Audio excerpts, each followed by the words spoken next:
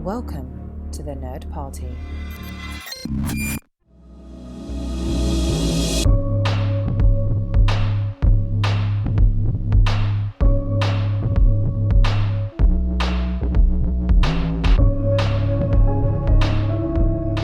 Hello, everybody at home, and welcome to Houselights, Wing of Predator. We have our final entry in our ongoing Predator series called Prey from the year 2022. It is directed by Dan Trachtenberg, and it is starring Amber Midthunder, and it is 140 minutes and rated R, very rated R, and I am excited to talk about it today because this is the final chapter from McTiernan's jungle to Trachtenberg's plains. We're going to talk about how the Predator has evolved and what Prey brings to the table. I'm your co-host, Tristan Riddell, and joined with me, as they always are, is John Mills and Darren Moser. Now, I do believe that I am the only person to have seen this film of this group prior to our podcast. That is true. Yes. Yeah, okay. but not for lack of wanting. Like I'd heard good things. I saw the trailer, but I just did not get around to it. So as with many films and Houselights, it was a good reason to. Hulu costs extra. That as well. that caused quite a stir, specifically with Prey, because when the trailers were really like Trachtenberg tried to make this movie a secret because Trachtenberg had been working on this movie for 4 years, and then it got leaked to the press that it was coming out, and they were going to try to kind of drop it in secret, say like boom, new Predator film. But regardless, it happened. It was out there, and people got excited. They saw the trailer, like this is going to be awesome, and then it said boom on Hulu exclusive, and people were really bummed that it wasn't in theaters. Now, John, would you have gone and seen this if it was in the theater? Was that what kept you from going, or was it just, what was it? No, it was seriously, it was like I hit a critical mass of services I was going to subscribe to. So when they said, oh, only on Hulu, I'm not the type of person that falls for that trap. If you're going to make it difficult for me to access it, then you lose half the time. Like I'm not going to pick up a new service just to catch a movie. Basically, you can't bait that hook enough for me. If this had been in movie theaters, I would have wanted to go see it. Can I guarantee I would have found the time? I can't. But probably I'm willing to bet word of mouth would have been strong enough that I would have made an effort to see it. And if it had not been Hulu exclusive, I probably would have dropped the dime and rented it on Prime or Apple TV Plus or something like that. Yeah, it's a really interesting... I think you nailed it, John, because you can't rent it anywhere. You can only add like a free trial subscription at best, or a 1 month of paying for it. Now I, shelled out for Hulu, and I shelled out because there's no way I'm watching Hulu with ads. So, that's a chunk of money. But on the other hand, in the big scheme, if I was watching this with a handful of friends, one person spending for 1 month of Hulu is vastly cheaper than the four of us going to the theaters. So, our brains don't work like that, John. Our brains are like money much, movie no, something like that. You sound like the guy from the bar in Star Trek 3. I like that. So movie forbidden, no watch. Dan Trachtenberg, his freshman film was 10 Cloverfield Lane. Fantastic film. Brilliant. Darren, have you seen that movie? I've seen bits of it, but I have heard the accolades of it. So, John, tell me about what you thought about specifically the style of 10 Cloverfield Lane. Oh my gosh, I thought 10 Cloverfield Lane was just expertly done tension. Like it was just a perfect build, and what I thought was most impressive about 10 Cloverfield Lane was it had a lot of fun with playing with you as the audience member, sitting there saying something's not right. Like the setup, he did such a good job of, I can't put my finger on what's wrong, but I know something's wrong and I can't prove something. And there we go. There's a big vat of acid. Cool. Like that sort of thing. And I mean, honestly, I remember 10 Cloverfield Lane as the movie that was part of that John Goodman renaissance when his career hit its latest stage. Goodman was so good in that movie. Ridiculously. He was a better actor than any movie deserved in 10 Cloverfield Lane. He really was. But it was it was fantastic. I thought it was great. I thought it was there was one unfortunate thing in it, but we're not talking about 10 Cloverfield Lane. We're talking about Prey. And what a freshman outing. It's ridiculous. Yeah. What's crazy to me is that you could really, really tell that this was its own movie, and then some executive said, "You know what? We're gonna slap the word Cloverfield on here and add a few tidbits to make this a franchise film." Mm-hmm. Yeah, I can see that. Like it was so obvious, and I'm like, okay, it's fine. What if it got the movie out there? Great.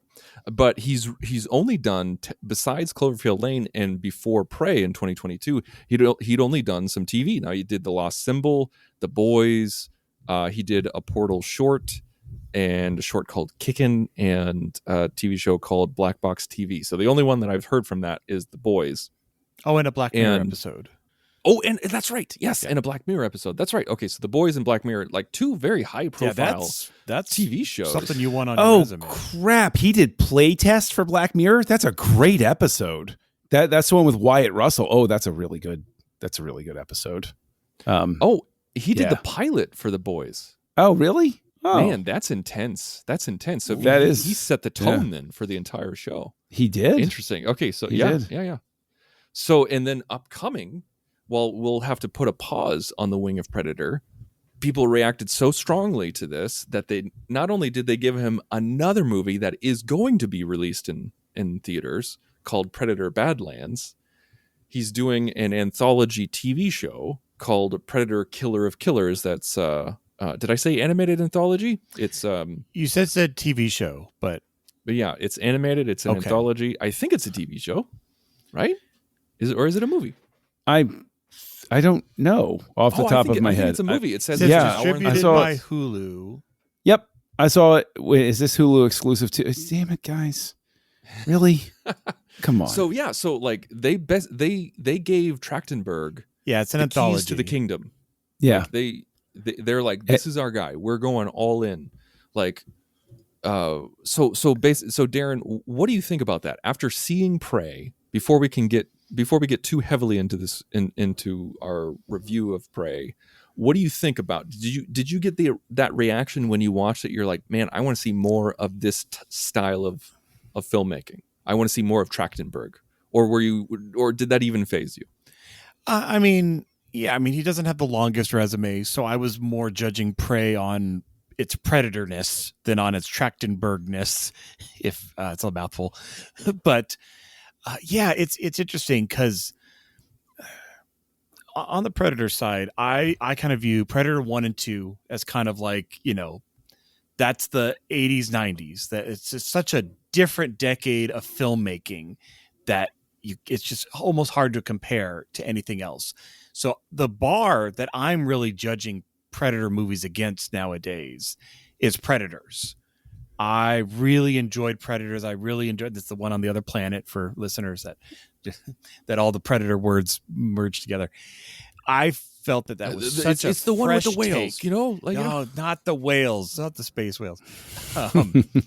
But that was something where it was so different and just not off the wall. It wasn't crazy. It was just, I really liked that story. So that was the yardstick I was starting to measure this by. And so trailer comes out and I'm like, oh, we're in a different time period. Great. Check. I love it. It's, Native Americans and their, different technology. Okay. If the Predators got slightly less advanced technology, that is plausible because there's no way the tech Predator we know would just slaughter everybody. So I went into it with, this is like I mean, like your question you asked at the beginning, Tristan, I would have gone to theaters to check this out. I was that interested. Now, $15.50 a month, maybe too much, but Maybe a little. John, was there anything that you noticed about his directing style compared to previous Predator directors, whether it's McTiernan or anybody else that we've talked about? Like, compare him to previous movies. What stood out to you, if anything? This will sound weird, and the thing is, I don't think this is necessarily different from McTiernan. It's just a difference in how they frame it, both visually and in like a structural way. But Trachtenberg's a very, just based on 10 Cloverfield Lane and then this, he's a very patient type of director. And he has a very really good way of describing it. I like that. Thank you. But I was also pleased that he kept the same DP, Jeff Cutter, between the two movies, because there's a continuity of look in terms of how the color palette is and the way that the light washes are and everything. And I thought that was really good. It's especially effective in the foggy moments. And it gives it that sort of horror vibe. Now, that's all just going off of, the little bit that I've seen from Trachtenberg by this point. But I could look at this and take a stab at it and say, this feels like the same people that made 10 Cloverfield Lane. It's that distinct enough of visual and pacing imprint that I'm like, this feels similar. Well, and I'll say one thing that I really appreciated, and this goes to directing, and story, but is specifically directing. We spent a lot of time with our protagonist. Like, it's more important the journey she's on as a hunter than the predator, which you would think like, oh, but it's a Predator movie. I want the Predator. What is? I don't know why I'm getting the Street Fighter quote in my head now. The day the Predator landed on your planet was the most important day of your life, but for me, it was just Tuesday. No, all that to say, yes, it's important that we get the Predator, and that is the part of the story. But I was really invested in her brother, in the punk teenager aspect of it, and I felt it worked in the fact that I was interested in her story. It didn't go so far as, oh, a woman who wants to be a warrior, can't imagine that. Like, it told that story, but not in a way where I was like rolling my eyes, because I'm like, no, I enjoy this character. She's got a dog. It was lots of good things. And I'm glad you said that, Darren, because I think that is one of the strengths of the movie, is the fact that it doesn't fall into that trap of making tropey. It's not beating the drum of look, it's a girl trying to do a thing. It's more a real world sort of reaction to a culture that isn't used to it, of everybody being like, come on. Okay. All right. She's going through. Yeah. Like they're relatively, her loved ones are gentle about it. Come on. This isn't really what you want to do, is it? But they're not. Right. They're not pooping. They're never on her. like the bones of my forefathers will never see a female war chief. And there was none of that. Like, and once she stepped into that role, they just rolled with it. Right. Which is interesting, because in the Comanche Nation, there were tons of female warriors, and sometimes they would even lead war parties. Like they would lead other men and women into battle. So it was interesting that they chose that direction. But I completely agree with you guys that it wasn't tropey. It didn't hit you over the head. It was very believable. It felt very real. But I felt like the visual language did most of the heavy lifting. Like when she's first going into, when she's waking up, and when she has that douchebag alarm clock, I know. And then it worked. She get of course, John, you're the one who says like, whatever, that's how I wake up my girls. Now I'm picturing she gets kicked in the head and she stabs the foot, and that's her snooze button. That would work. Yeah. But so like in the beginning of the film, she's walking in the plains with the women to go and gather. And then later in the film, when she decides to go hunt the predator on her own, she's walking against the women in the plains, and they have an aerial shot for both, and it mimics each other. And also, like before that second shot, she sees a woman with holding a baby on her back, and it's that visual of show don't tell, of I don't want to be a mother, I don't want to That's just not be my a life gatherer. right now. That's not my life. I want to go do this. And so she went and did this. And like you didn't see the chief deride her for wanting to be a Exactly. hunter. It was Right. it was the stupid teenagers. You know, it was Right. it Who was you would dumb expect, kids. of course. That's like Yeah. your brother's friend. Of course, he's being a jerk to you. That's Yeah, of universal. Right. But in this regard, in this vein, I absolutely loved the brother played by Dakota Beavers and his interaction with Amber Midthunder, Naru, because it was very realistic. It was very much rooted in love. Like, do you want to do this? Okay. If you're going to do this, let's do it right. You couldn't do this, but I still believe in you. Like, it was a really nice journey, I think. When quote unquote she couldn't do this, he didn't have, this is where it again doesn't fall into the tropey sort of thing where it's like, I told you could never live up to this. He was very matter of fact, to your point, where he's like, you tried it, maybe this isn't going to work, right? You did it. You gave a shot. Maybe this isn't it. But then when she goes back out, it's like, okay, all right, Let's go to Naru. Let's talk about Naru. Please. Yeah. So she's the protagonist, and Darren, like you talked about, we're with her a lot. Like this is very much. She's in like her movie. every shot, basically. Like, yeah, this is minus this a is dozen. Like, this is like the protagonist in Children of Men. You know, like they're in every shot. Like this is their movie, because I momentarily forgot his name. But Naru Clive Owen, thank you. Like Naru, I find is a very, very interesting character that you want to spend time with. And I really, really liked that she's not at the top of her game. She's not Arnold Schwarzenegger. Mm-hmm. She is not the greatest hunter in the village. She fails repeatedly, but you see her get better with her each determination encounter. is a major part Yeah. of her character arc. And ingenuity. Mm-hmm. And so my question to you guys is, did you find her refreshing?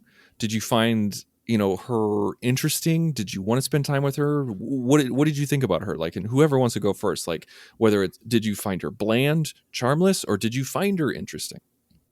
I found her interesting. I don't know that the difficult thing is that while I'll heap praise on the look and the patience and all of the, all the positive stuff that I've said, I there may be a barrier for me where I show up to a Predator movie and I have a certain expectation of a certain type of excitement tied to it. And the patience of this movie isn't that type of excitement. Doesn't mean it's a bad movie. Doesn't mean it's not done well. It just means that through a significant portion of the movie, I'm still, longtime Simpsons fans will get this. I'm still waiting for them to get to the cracker factory. And I'm sitting there, and she is an interesting character. And this works as a non-Predator movie, which is great. It's fantastic that it works as a non-Predator movie because these characters exist and can stand on their own. They're not relying on it being a Predator movie for me to care. It's just that I don't know that I was ever able to resolve the quiet emotional journey of the character being overlaid with it being a Predator movie in specific. There's almost like this is a movie that exists where the big bear that came into the village is what she's hunting at the end. And then they said, oh, but what if we make it a Predator instead? And it's like, yeah, that's a neat concept, but does it mesh as well as it should? That's where my big conflict comes with it, trying to resolve those things. So you felt like the concept wasn't Predator enough, if I could boil that down? No, I'm stating it very clumsily, but it's the maybe it's the fact that I'm expecting that, drums while somebody's going along and they see a leaf with the green blood on it. And it's like, there's a certain pace with the previous good Predator movies that this movie does not fall into. That's not a good or a bad thing. It's just a thing. And I think that for me, as somebody coming in saying, oh, this is a Predator movie, those beats aren't there in the same way. I think it can create a little bit of expectation misalignment, I guess, or something like that. Yeah. That's interesting. Darren, how do you feel about that? Yeah, no, I see what you're saying, John. It's like, and I get why you're being careful, because we're not meaning it in a dismissive way. It's like, this is a movie that has a Predator in it. This is not a stereotypical Predator movie. It's like the Predator part is secondary to the movie and the story, and it works because it was done well. But it's not like, okay, guys, we got a Predator. How do we form the story around that? It is more like, I want to tell a story about this Native American tribe and this girl and all of this. And it almost could have been the mythological giant bear that attacked, and you just replace not all the Predator. The bear doesn't have a spear, gun, cannon, and invisibility, but you almost or a spaceship or a spaceship, but you almost could do that, and it would be the exact same movie, which I think, and I think like you think as well, John, it grounds it in the fact that everything the characters are doing is what they would be doing with an antagonist anyway. The fact that it's, and I like the fact that they call it, what do they call it? It's because of the M. The word for Mupitzi? Piamupitzi, mother owl. So yeah, I like that aspect where they kind of pull it into their folklore because they're not nearly wigging out as much as they should of an invisible alien, but I give it the pass on the mythology of like, oh, it's just a spirit thing. It's a weird, crazy stuff happens, guys. I think this will be maybe something where I look at it and I say, possibly one of the things that could have improved the surprise of it is if you go back to the original Predator, there's no actual encounter or screen time with the Predator until it's go time, right? Like there's a little hints and everything like there's that. Shots of the jungle. That's right. It. And little hints here and there.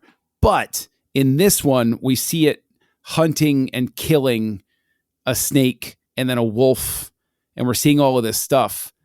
For all the things where I'm saying, like, doesn't necessarily go along. I think actually the movie would improve if they're going along and they're doing this thing and she sees the thing off in the set and we never see a hint of the Predator except for like the weird thundercloud of the ship coming. The click clicks, right. off in the distance. But we never actually see anything until like they're on the hunt, and then all of a sudden, this weird distortion, and they're like, "Oh my God, it's something from the spirit world," sort of thing. No, I completely disagree. I hardcore disagree with all of that. Feel free to. You may. Yeah. No, I know. I'm just saying. It's okay. We're still friends. He paid his $15.99. No, he knows. I disagree with all that. I feel like it was really interesting to show the Predator progress, going from one animal to the next, getting a little bit bigger. He gets hurt in almost every single encounter. You can tell that this is a young hunter. This is an inexperienced hunter, and his journey mirrors Naru's. Because, when he kills the snake, he gets bit by the snake first. And when he goes after the wolf gets him real bad. And then he gets really hurt with the bear. And he limits the technology that he uses until he gets to humans. And we see Naru kind of up her game with her own technology, where like she develops that axe with the with the rope, and then she uses the gun later on. And I feel like we need, in order to draw that parallel of two young hunters, going through both of their ritualistic hunts, which as we've seen is very important to the Predator species and why they're there and why we see them do what they do. And then to see somebody see a culture that's earthbound that has a similar aspect to it. And then they're both young warriors who continually screw up, but yet are still deadly and still good fighters, but yet trying to improve their hunting skills. You need to see them. You need to see the Predator. You need to see that in order to draw those parallels. Because if you just see them show up at the end or when it's go time, then you don't have that parallel storytelling. You aren't able to compare those characters. Then it's just a random threat. And then I think it is truly not a Predator film. I think it's just a normal man versus beast film with Predator skin slapped on it. It's an interesting point. No concession. Okay. All right. Hey, wait a minute. I actually just quoted Pulp Fiction, Jules himself, with the entire conversation at the beginning, him saying it's an interesting point. Just take the W, okay? Walk away. Come on, don't be petty. Darren, how do you feel about Naru compared to Dutch or Harriet or Royce? How do you think she compares to other protagonists that we've seen? Well, like you said, Tristan, she's a young hunter. She's gaining experience. I mean, Dutch is top of his game. Oh, you son of a. It's not that kind of movie at all. Got to fit that in every episode. But no, I like the parallels with I say the hunter, but the Predator, and gosh, thanks to the Predator, we know why he gets the spines. I'm just kidding. I'm gonna erase that from my memory because I don't care about that explanation.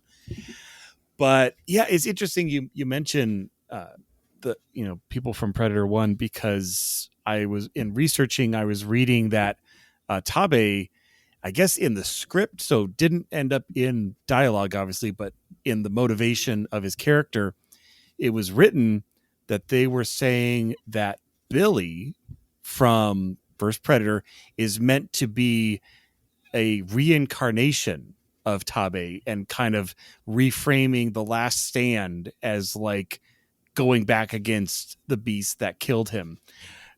I mean, hundreds of years later, but it's just an interesting.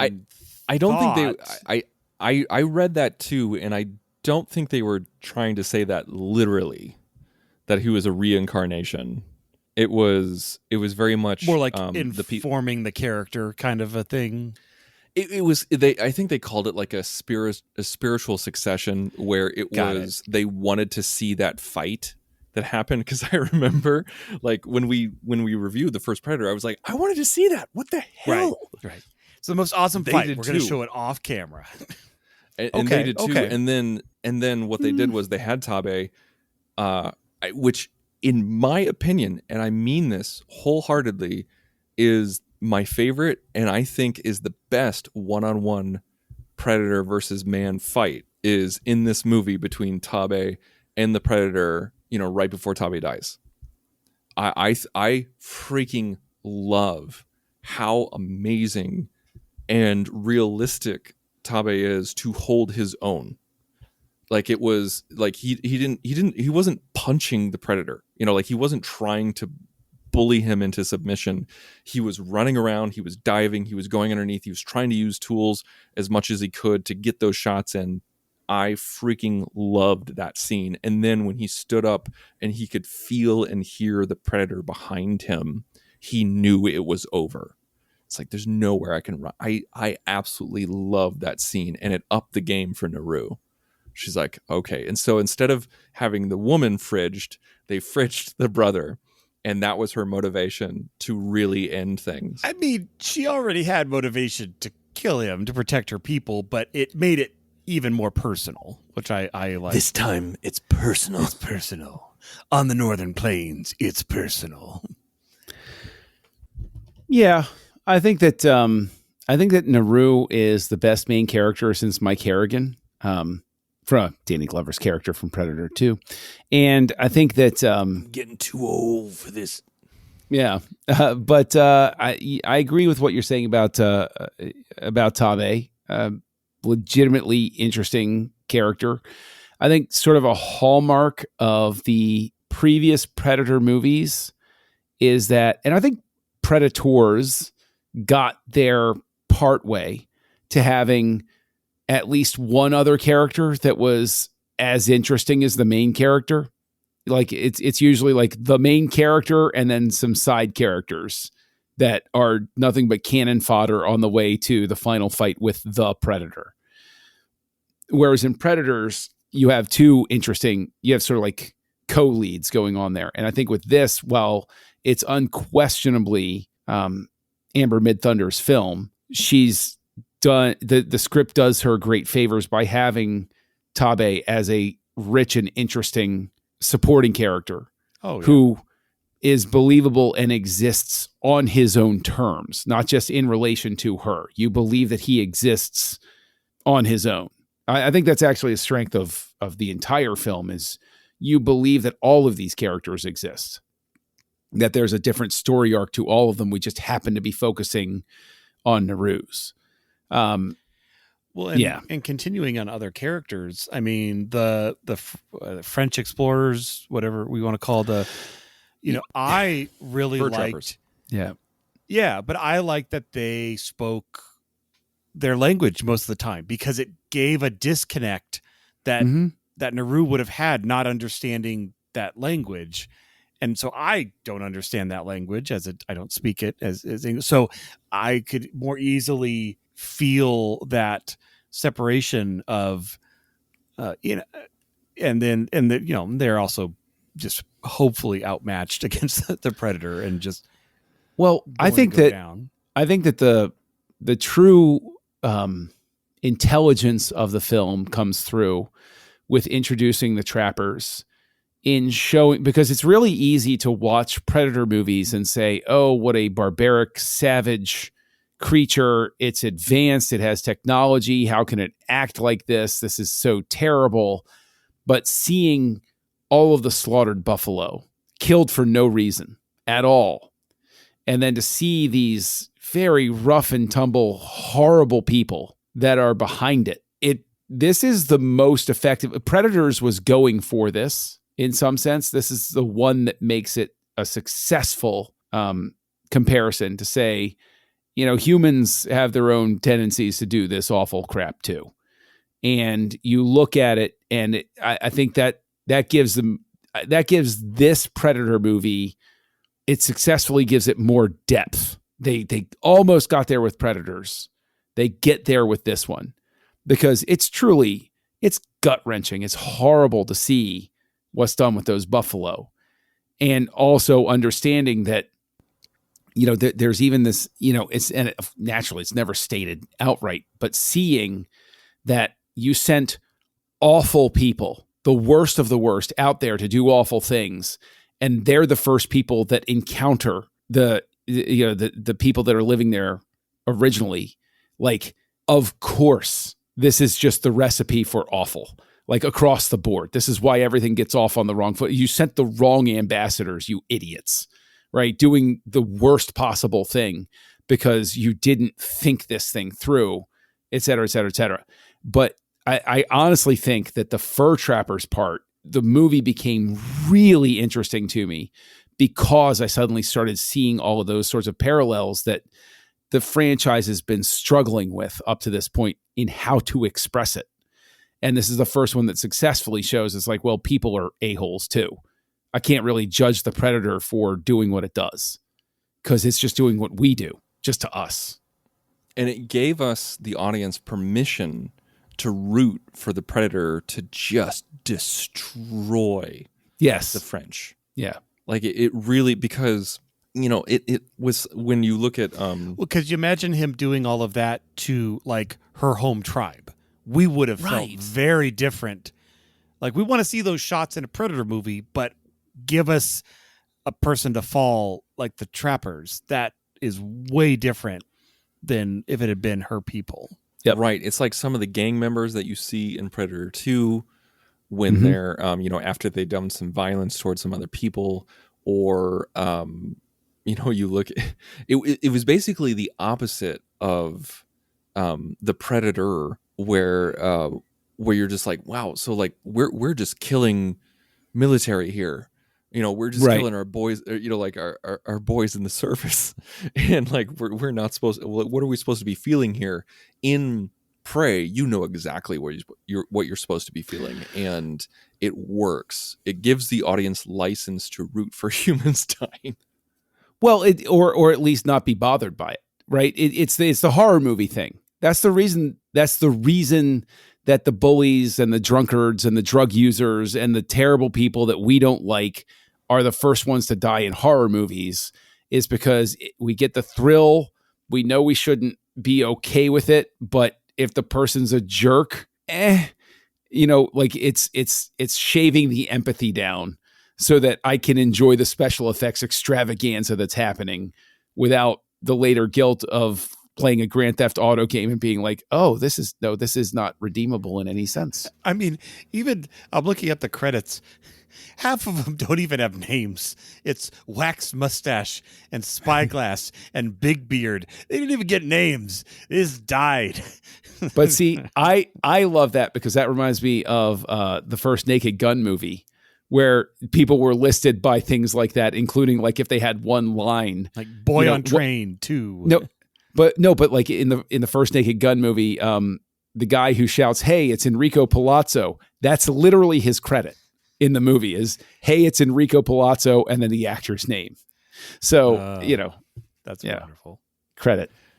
Darren, I have a question for you. Do you feel, like this is the end of our wing? Do you feel like Prey is a reinvention or a return to form? I'd say both. Like it reinvents it in the fact that I love putting it in a different time period. I think that's really, really smart. Like already you're going to get a very different kind of movie than, oh, look, a bunch of ex-military people with really big guns fighting the Predator. Like we've seen that over and over and over and over and over. So already that's great. But it is still, I think, true to form in the fact that at its core, Predator movies are about the day the Predator arrives. I mean, I was joking about it earlier, but like that is this moment of everyday life, and then it goes sideways because this otherworldly thing that's invisible is attacking you, and you are no longer the top of the food chain. And so I know we're getting a little bit of info about the next Predator movies we're getting, but I mean, I want to see, 1800s Predator. I want to see, heck, I'll take Predator X in the far future for humanity, where bring out the colonial Marines. It's basically Predator. Is that a Jason X reference? Yes, it's totally it sure a Jason is. X movie. Personally, I want a Studio 54 Predator. I want a Predator going through the streets of New York, in the 70s. That's like the serial killer they never caught. Or right? Or Moon. That's I thought you were such a being good the idea. Moon 22 reference, but yeah. He could be the Zodiac killer. I'm sorry, no.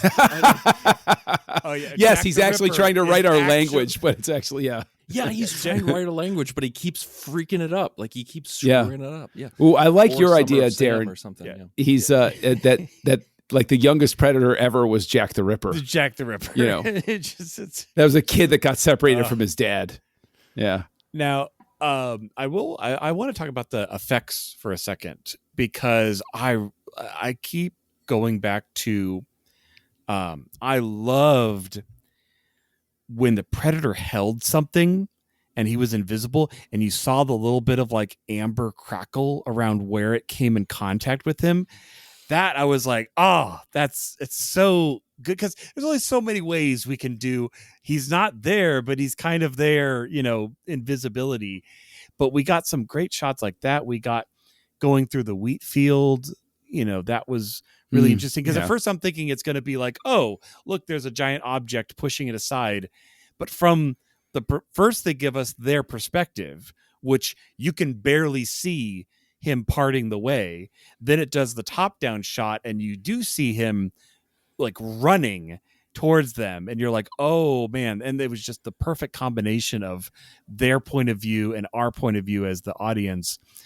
Again, a lot of the weaponry, the only Chekhov's gun I would say is I thought when she first fell into the bog, she was going to then be invisible because of the mud. And then the very next shot, she washes it off, and I'm like, oh, guess not. But But see, was that- done on purpose. Yes, That was done on purpose. Yeah. I was going to say that's brilliant because I too fell into the same trap of like, oh, okay, the mud thing. Oh, okay, Right. no mud. But instead, All right, cool. it was the herb, that slowed Right. the heart. That was and they set it up. It wasn't like a surprise. We knew that was coming. But effects wise, I mean, it's definitely one of those movies. I would love to watch it behind the scenes because I'm sure the real effects are, we painted out those, telephone poles that are over there, or we replaced the sky over here. This is those kind of movie where you don't see the effects because so much has been to just establish this barren 1700s world. Yeah, I'll take a second. The joke I tell myself is like, we go back in time with the Predator, but the visual effect of invisibility is the best it's ever looked. I'm like, oh my gosh, the technology is moving backwards. Oh no. It's like going to the prequels of Star Wars. It is. It's like, oh wow, the technology is way better now, isn't it? Oh, how are we gonna? Yeah, okay, we'll figure it out. But I think that how do we have holograms in Star Trek before Kirk? Just kidding. Sorry. Yeah. No. Well. Oh, but that is a different story.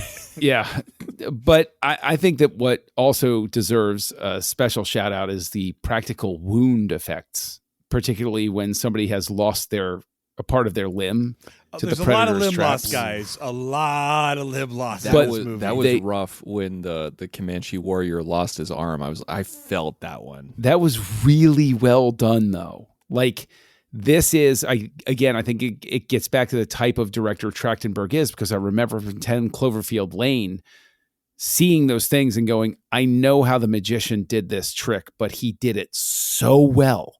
His crew did it so well that I can only respect it. I can't sit there and say, I know who you did that. I'm like, wow, that looks like you actually cut that off. Well done. Like that is, as the Predator shows all too well, that's a lot harder to achieve than we give it credit for sometimes. And this movie got a little bit of criticism because of the special effects, because of the CGI that was used, because they did use a CGI Predator certain times, and I think some fans complained about that.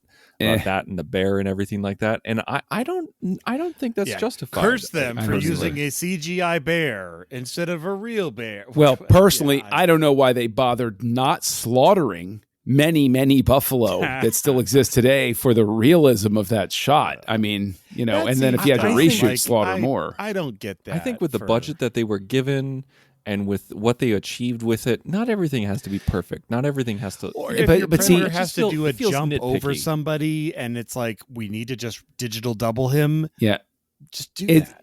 It's such a stupidly nitpicky thing, because I can tell you that my kids, like, if they see, I'll sit there. I'll be one of those guys sometimes where I'm like, oh, that effect looked so flat. I can't believe it, blah, blah, blah, blah, blah. And my kids are just like, yeah, that's just what happens. Like, they've got such a better perspective on it where, like, the effect, they don't care about how well the effect is done. The fact is, this movie punches above its weight class, because I've seen movies with way larger budgets than $65 million look way crappier than this. Looking at you, the Predator, like, this pulls it off. Like, the effects here are legitimately good and well done on the whole. For $65 million in today's economy, come on, that's a steal. Darren, what doesn't work? It's funny. The first thing I think of is, well, so they're all dead, right? Because in the credits, they show a drawing of the Predators coming back, and obviously the Predators have to get the gun with the name inscribed on it. So because that ended up in human hands at the end of the movie, they're dead from the second wave of Predators. But that's it doesn't really matter. The plot doesn't matter after credits. Hold on to that thought. Right. Because the night that I watched Prey in preparation for this podcast, before I went to sleep, I watched an episode of Rick and Morty, and it was from season 7, and it was the Pope gave Bigfoot a piece of technology, and the Pope said, "Oh, I got it from the predator," and that's why it works so well. He's like, "How'd you get it?" He's like, "I traded them 3 muskets for it." And they're like, "So that is their form of currency?" He's like, "Yeah, it is." Oh, Rick and Morty, what have you not done? That's a brilliant episode too, by the way. That's really good. That's a little nitpick, but I don't know. There's not really much to chew on as far as. Well, okay, so things- I'll give yeah. you something. I'll give you something. Even though I really like this movie, there's something that I feel like didn't work for me. The first act drags. Yes. In my opinion, It does. It does. hard. It drags hard. Which is odd for a movie that's hardly longer than an hour and a half. You know, it's Yeah. strange.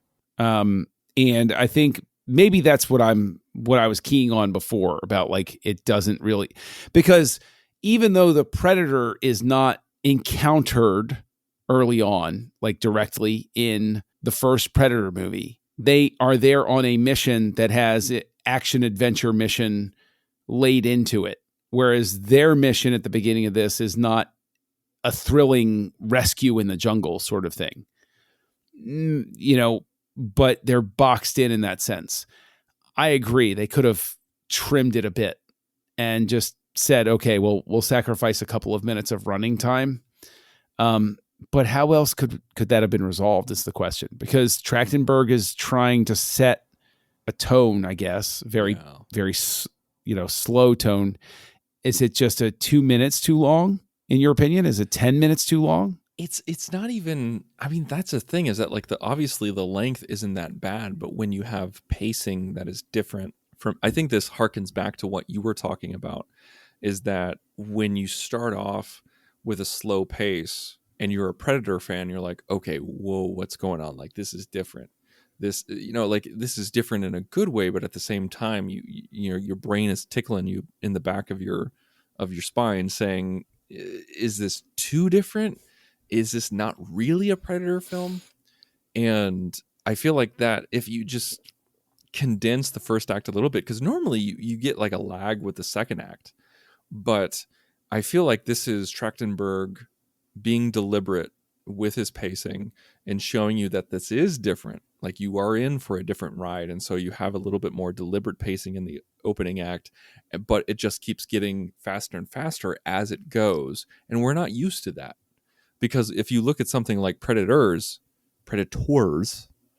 you know, like it starts off with a dude falling from a plane, right? You know, like you get thrown right into the action. This the is opposite not of this movie. Like This those is two the opposite openings of are this movie. completely opposite. So one thing that I also Yeah. felt was very different was the music. Now, John, this was composed by Sarah Schachner. I believe that's how you pronounce it. And what happened is that Trachtenberg is a gamer, clearly, because of the axe that he has Naru use and the shield that he had the Predator use is straight up from PlayStation's God of War. Oh my gosh, it is straight up from it God is? of War. Yeah, I've never played that. It 100% is. And I think I read an interview where he said, he's like, yeah, that is exactly what it is. So he was playing Assassin's Creed Valhalla, and as he was playing it, he was like, good Lord, who made the music for this? This is beautiful. And he looked it up, and it was Sarah Schachner. And he's like, I want you to do that. I want you to compose the movie. And she did. And she is a video game composer. She's done Call of Duty. She's done multiple Assassin's Creed games. She's done Anthem. And now, John, you and I are big fans of video game music. Oh yeah, Like, when it's good, it's modern good. Video game Oh yeah. music. Yeah.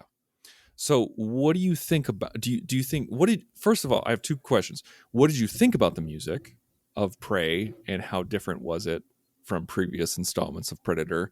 And do you think coming from a video game background added to it? Did it matter? What did you think? I didn't think the score was memorable enough for me to comment on it. I struggle to remember a cue. And maybe part of the beginning pacing issue we felt could have been alleviated from hearing that Predator drum beat that we're used to hearing, at least in right. Like it's sort of like ooh, like, but it's a jungle rhythm. So I guess the Northern Plains it wouldn't work, but you could have adapted it and had it be on a different type of drums that would have evoked, native culture or something like that. But yeah, I'll be honest with you that the score didn't leave any impression on me. The only thing that I felt about the score was, oh man, she really liked Last of the Mohicans. Yes, I can hear that. Yeah, yes, I can hear that part of it. Yes, yep. I mean, there were parts that were like had some really deep bass and it was really rhythmic, but then there was other times when it was like, man, this is a straight up callback to that main theme. Darren, do you have anything to say about the music? Was it memorable? Was it not? You don't have to go into a lengthy explanation. Yeah, nothing one way really or the other, but I agree. Like nothing.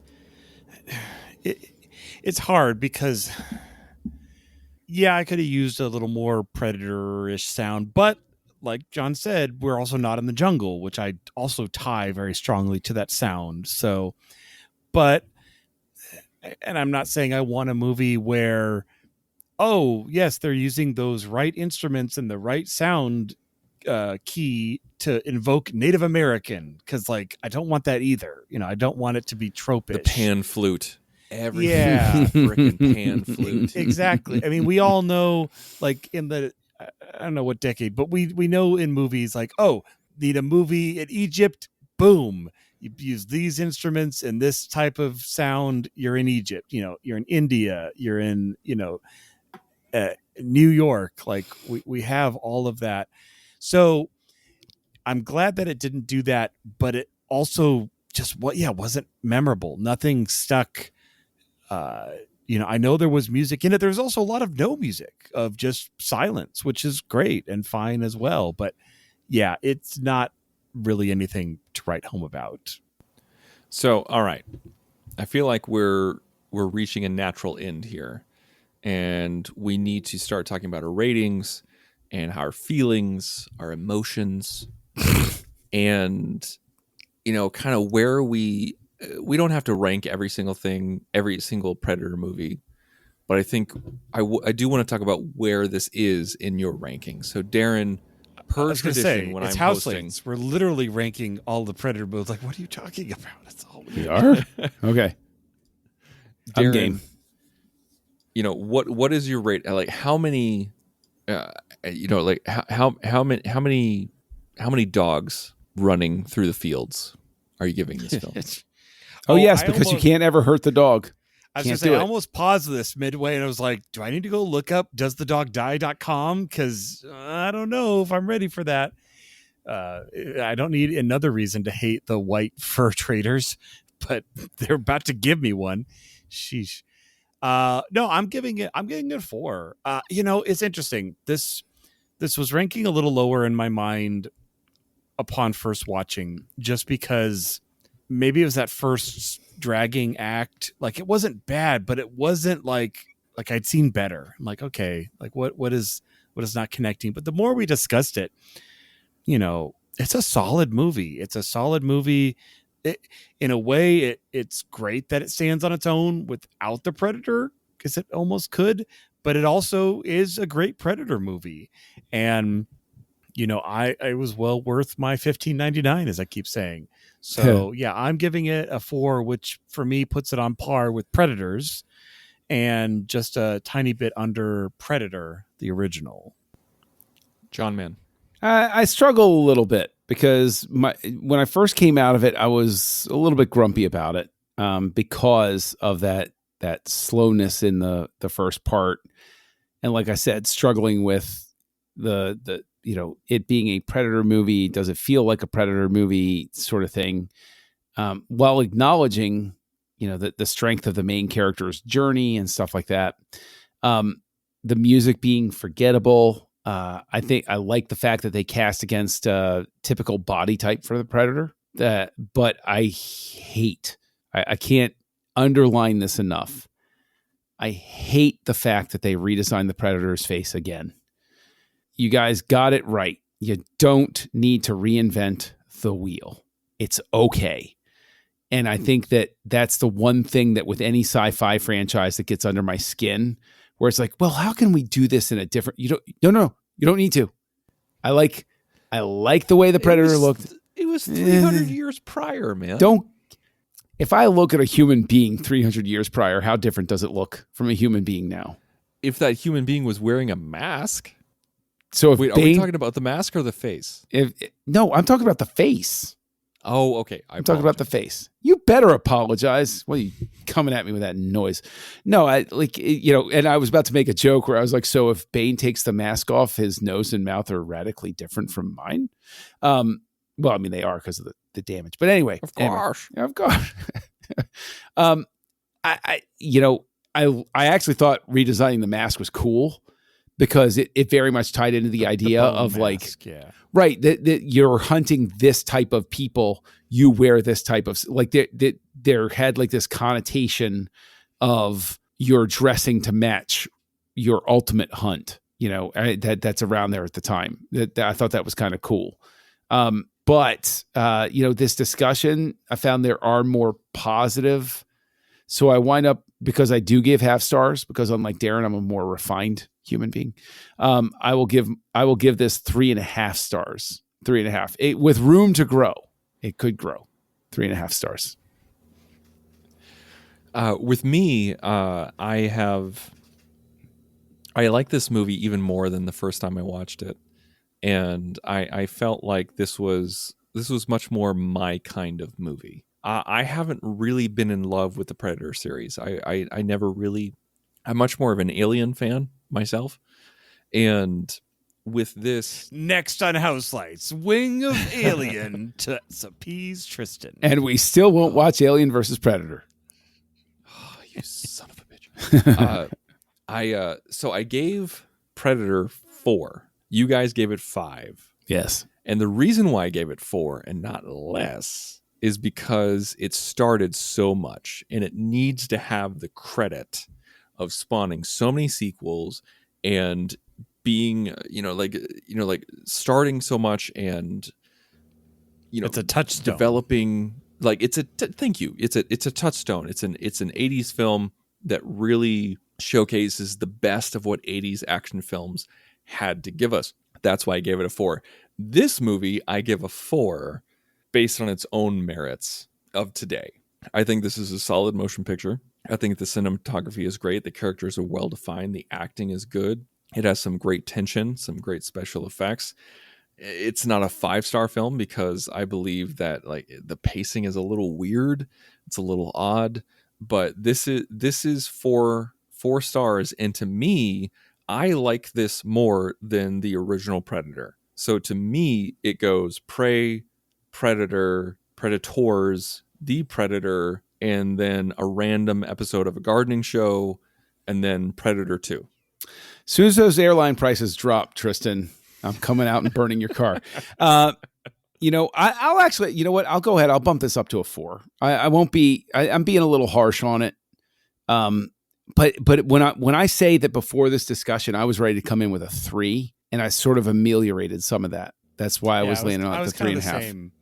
Well, and you could also say it was enough that he's getting the reins to do 2 more things. So that's worth something. Yeah, I mean, the thing is, it's like how much of my original inkling was simply the fact that it wasn't what those first 2 or even what Predators was. Like, I was trying to acknowledge that in the beginning, that I have an expectation for a Predator movie coming in. And I know we're going a little bit long at this point. Were your expectations subverted? Well, flying out to your house and burning your car very soon. No idea it was directed by Ryan Johnson. No. Stop. No, we're not going down that road. Anyway, the final ranking of the franchise would have to be Predator at the top. I'm actually going to give Predators slot number 2 because I just thought it was a lot of fun. Predator 2 because I love wacky, crazy things like that, because I'm a man of the world. I like things that try different things. Prey, and then The Predator as an afterthought, because that's a dream that I had at some point of That's a a thing bad that happened. movie. That The Predator is like the bad sequels that I was pitching for the Before trilogy, where it was all in fun, but then somebody made one of them, and it's like, okay, well, there we go. All right, well, there you have it, folks. Our Wing of Predator has come to a close until we do a pickup when the new stuff comes out, which will be very, very exciting because I love it when we do that and we get to go and revisit previous directors. And we've done so with Fincher, Nolan, Anderson. And so if you are interested in that, you should go to thenerdparty.com and check out our back catalog. Darren, what are we doing next week? What are we starting? What journey are you taking us on? Oh, we're going to be starting a new house, the House of Wes Craven, as we cover a couple of his franchises, specifically The Nightmare on Elm Street and Scream, here on Houselights. Join the revolution. Join the Nerd Party.